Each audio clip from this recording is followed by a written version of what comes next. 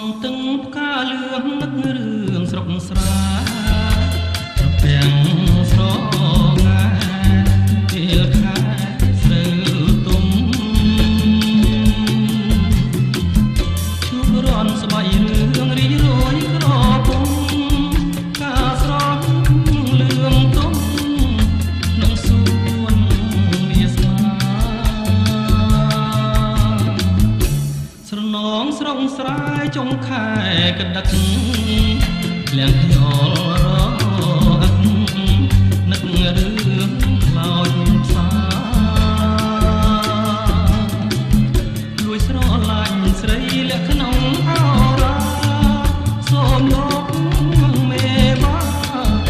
មេត្តាប្រណី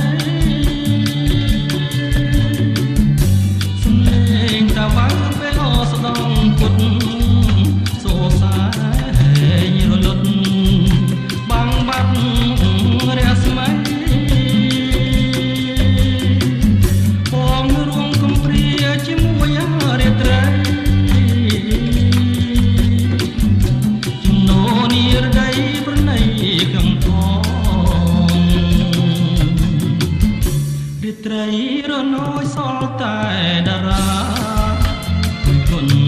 វេហាចិន្តា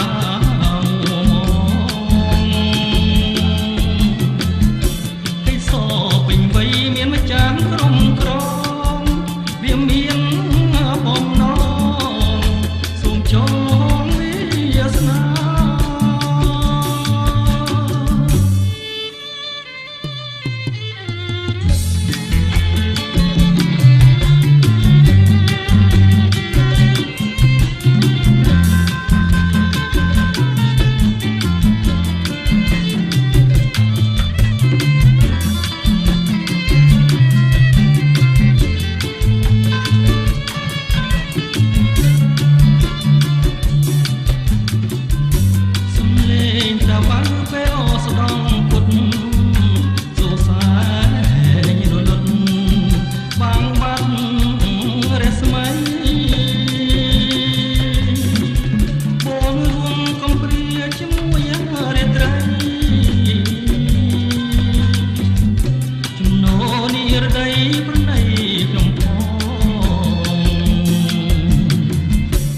ត្រីរនោយសល់តែ